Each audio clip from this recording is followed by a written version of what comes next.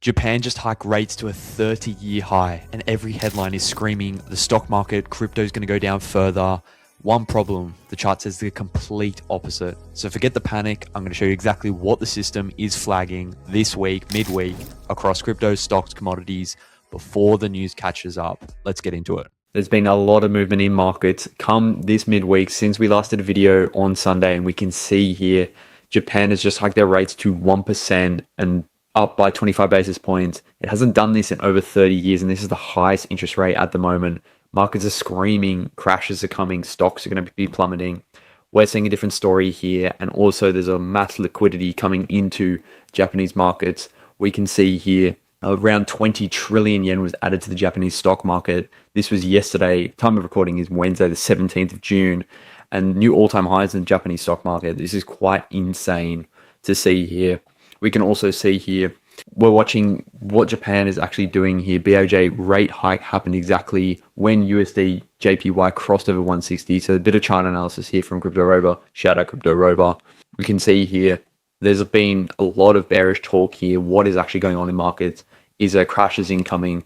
This is exactly all you need to know to stop confusing yourself in markets. We use the Summit Cloud and the tools here through Summit. So make sure you click the link in the bio if you want to see what tools we use here to navigate through markets, as trends are key in markets rather than reacting to headlines. This is what we can see here. So through the scanner, BTC on the weekly time frame is what we're looking at here.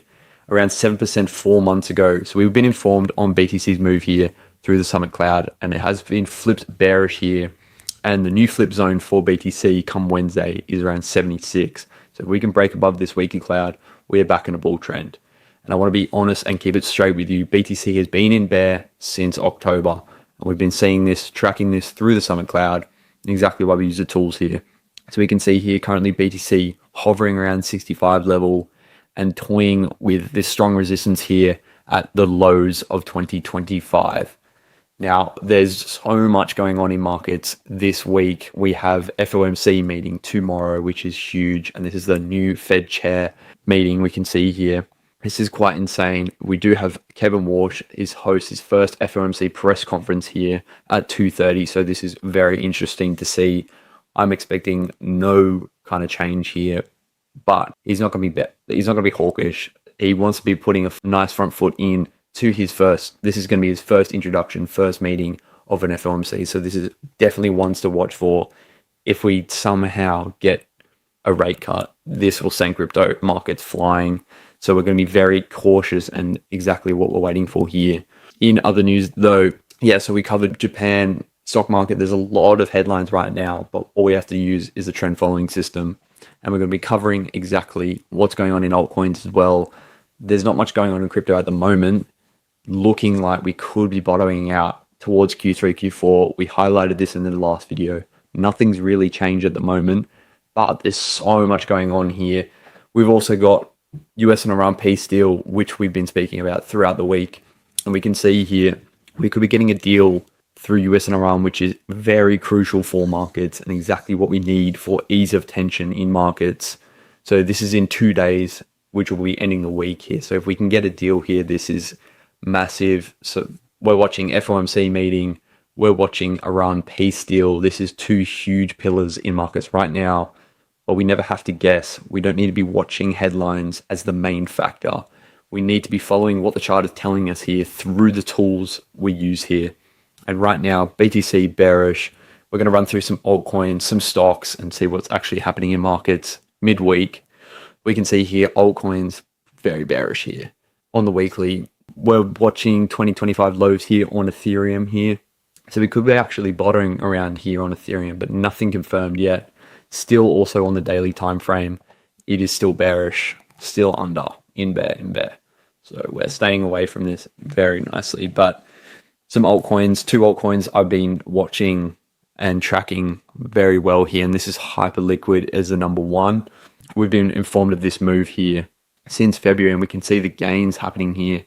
If we search up Hyperliquid through the tools we use here at Summit all the time, Hyperliquid, 106% gain here. We've been riding this for 4 months. It's been very nice, and it hasn't decided to go down at all. This is just following on a lot of liquidity getting traded on chain on Hyperliquid which is very key to the moves as they collect fees. There's also a lot of bullish activities happening with their development on Hyperliquid. So very nice to see, and definitely a bullish asset I'm in at the moment and really like. So yeah, following the green cloud here, even on the weekly, it's still green bullish. So we'd like to see this, but BTC is still in a bear trend. So we need to keep that in mind.